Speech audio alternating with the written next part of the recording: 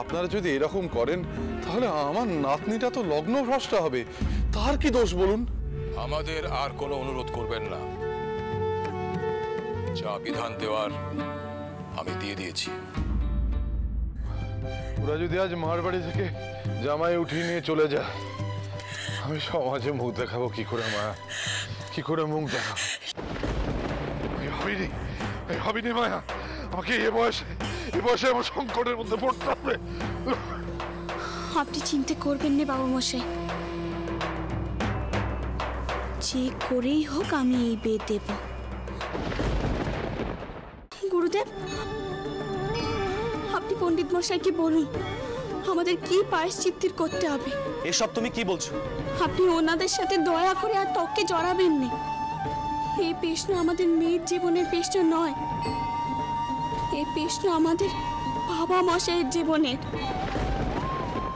বাচস্পতি মশাই, আপনার প্রতিটা কথার অজস্র উত্তর ছিল আমার কাছে। তর্কে আমি সহজে আপনাকে পর্যদস্ত করতেই পারতাম, কিন্তু আজ বৌমার সরল সাদাসিধে কিছু কথা আমার বড় মন ছুঁয়ে গেল, তাই আর তর্কে ঢুকলাম না। তবে একখানা কথা আপনাকে বলি, রাজচন্দ্রকে আমি খুব স্নেহ করি এবং তার স্ত্রীকে আমি শ্রদ্ধা করি। এদের কন্যার বিবাহে তো আমরা এমনি এসেছিলাম, আর রাজচন্দ্র আত্মীয় সভার সদস্য নয়। তাই আপনাদের কাছে যা ধর্মবিরোধী কথা তাও বলেও না, মানেও না।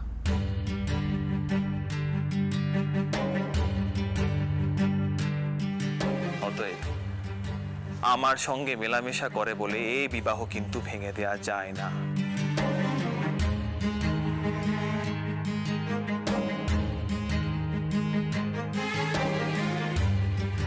বিশেষ করে যখন কন্যার মা এতক্ষণ ধরে আপনাদের কাছে তার শ্বশুর মশাইয়ের জন্য প্রাণ ভিক্ষা করছেন,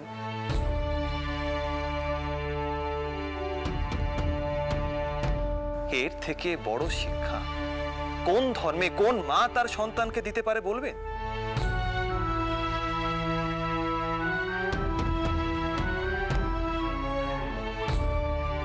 হে সত্যি আমার অজানা ছিল। যাই হোক, বেরাদর রাজচন্দ্র, আজ আমি আর দ্বারকানাথ চলি। না না, আদেও রাগ করে নয়, সকলের মঙ্গলের কথা ভেবেই এই সিদ্ধান্ত আমি নিলাম। যাই হোক, আমরা আসি দ্বারকানাথ।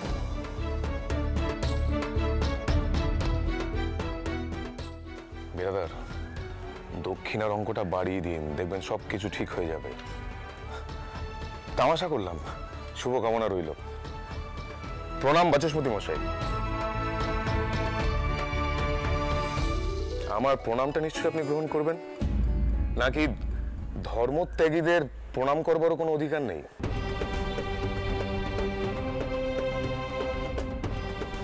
ধর্ম রক্ষা করতে গিয়ে তো আসল ধর্মটাই ভুলে গেছেন দেখছি। মানুষের ধর্ম। আগে তো মানুষ হন, তারপর তো জাত পাত ধর্ম আসবে।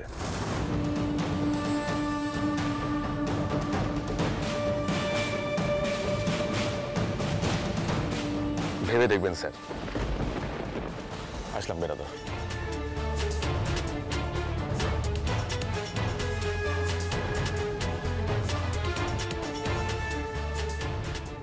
বাচস্পতি মশাই, কিছু বলুন। এসব ভাবে কি রামসুন্দর? আমাদের সব দেবদেবীকে তুচ্ছতাচ্ছিল্য করে, আমাদের ধর্মাচরণকে কুসংস্কার বলে উড়িয়ে দিয়ে মানব ধর্ম প্রতিষ্ঠা করা যায়?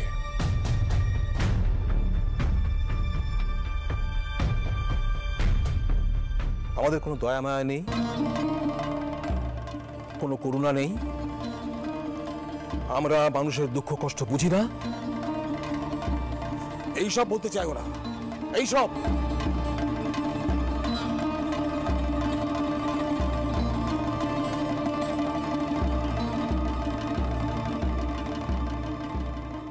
আমি একজন অসহায় মানুষের অসুস্থতার কথা বিচার করব না? রামনারায়ণ, বলুন বাচস্পতি মশাই। এ বিয়ে হবে।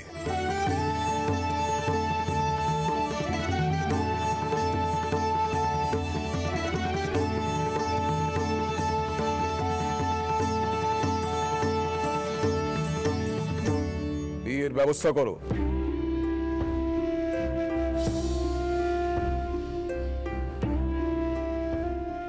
যে কন্যার মাতার তার শ্বশুরের প্রতি এমন অগাধ ভক্তি, বিশ্বাস, মমতা, সেই কন্যা তোমাদের সংসারে লক্ষ্মীশ্রী আনতে সক্ষম হবে। लक्ष्मी रूपेण संस्थिता लक्ष्मी रूपेण संस्थिता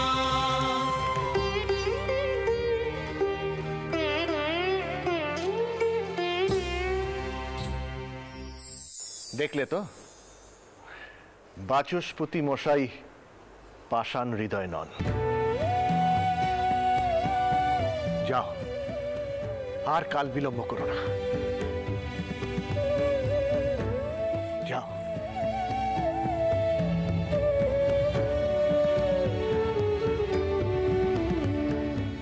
হে রঘুবীর, শেষ রক্ষিকানা করো ঠাউর, দেখো বাবা মশাই যেন কিচ্ছুটি না হয়।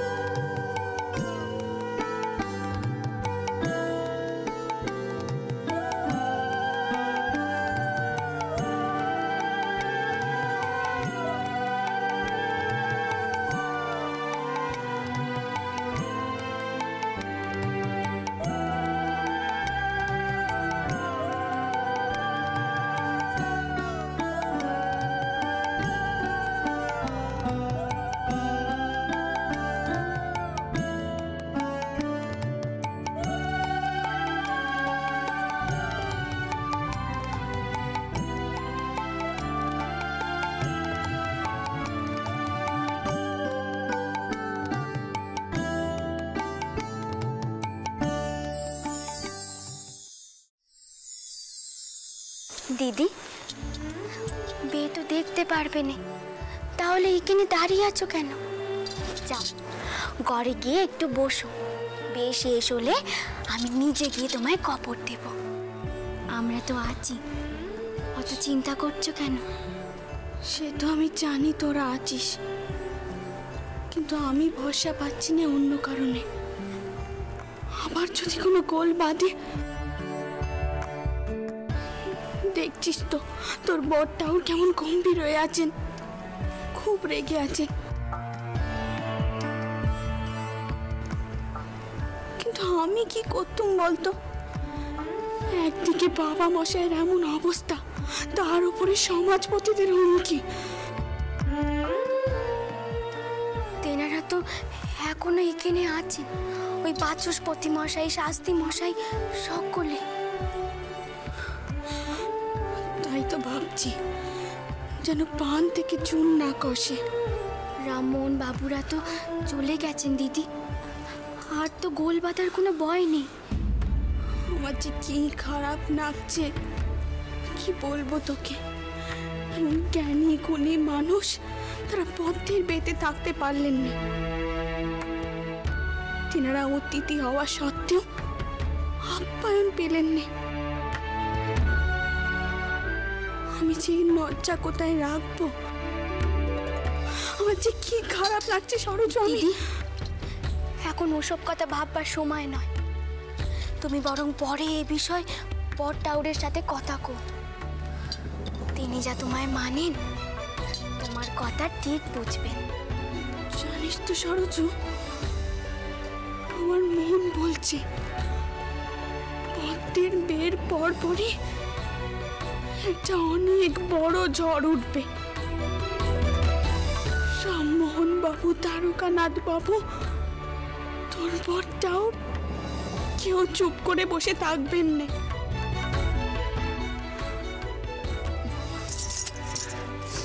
সরোজ, তুই যা তো ওদিকটা কি দেখ কত দূরে গেল, যা।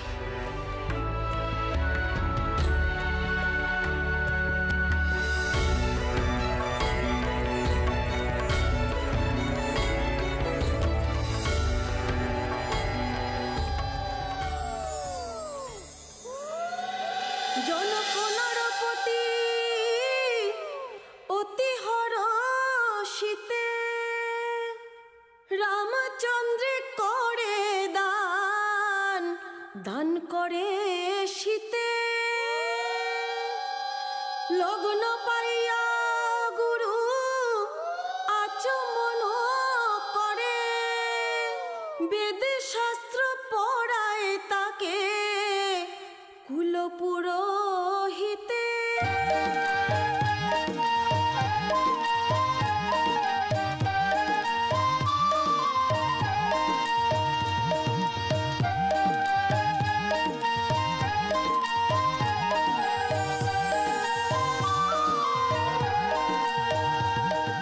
কন্যা সম্প্রদান সম্পন্ন হলো, এবার যজ্ঞ এবং সিঁদুরদান হবে।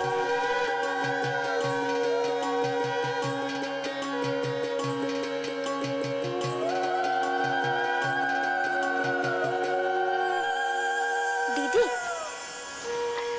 দিদি, সম্প্রদান শেষ হলো। আমি ঠাউর ঘরে গিয়ে এবার ঠাউরকে একখানা পিন্নাম সেরে আসি। তোরা বাসনের ব্যবস্থা কর। আমি জামাইয়ের জন্য নিজে হাতে মিষ্টি তৈরি করেছি, যাই তাকে নিয়ে আসি। তোরা দেখ ওই দিকটা, আমি বরং যাই।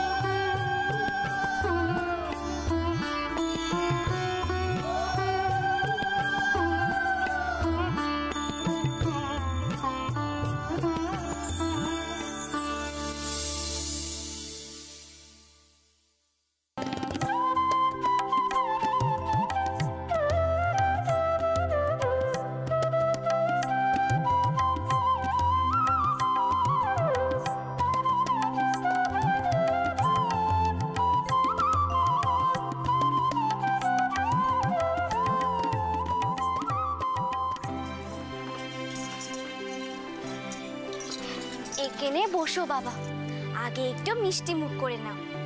হ্যাঁ রে পদ্ম, তোর ঘুম পাচ্ছে না তো? ও মা, পাশে নতুন বর আর বউ ঘুমিয়ে পড়বে? কি যে বলো মেজগিন্নি। আমি কি কিছু জানি না নাকি?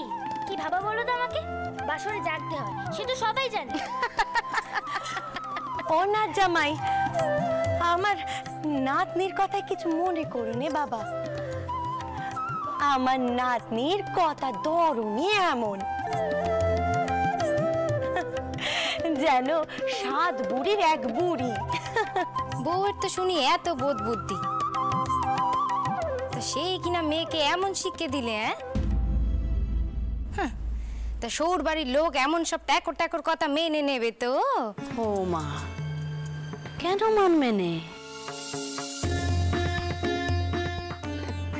কিছু মনে করিস নে, পদ্ম আমাদের কোন ঘরের মেয়ে তাকে তুই ভুলে গেলি ছোট খুকি? চন্দরের মতো বড় নোকের মেয়ে সে। পদ্মর বাপের ঘরের কাছে সৌর ঘর কি আর এমন? কিছু মনে করিস নে, পদ্ম আমাদের কোন ঘরের মেয়ে তাকে তুই ভুলে গেলি ছোট খুকি? চন্দরের মতো বড় নোকের মেয়ে সে। পদ্মর বাপের ঘরের কাছে সৌর ঘর কি আর এমন? ছোট, কি হচ্ছে কি? স্থান কাল বুঝে কথা বল। জামাইয়ের সম্মুখে কোথায় কি কইতে হয় বোধ বুদ্ধি একেবারে গেছে নাকি? কিছু মনে করো না, আমার স্পষ্ট কথায় কষ্ট নেই দিদি। কি এমন ভুল কথা আমি কয়েছি? চন্দর কি এমনি এমনি পারতো 2 দিনের বড় জামাই ঘরে নিয়ে আসতে? তাও আবার কুলিন ঘরে। রীতিমতো দেন মধ্যে কিনে এনেছে আমাদের জামাই। অনেক হয়েছে, সবথেকে তো বাড়াবাড়ি একেবারে।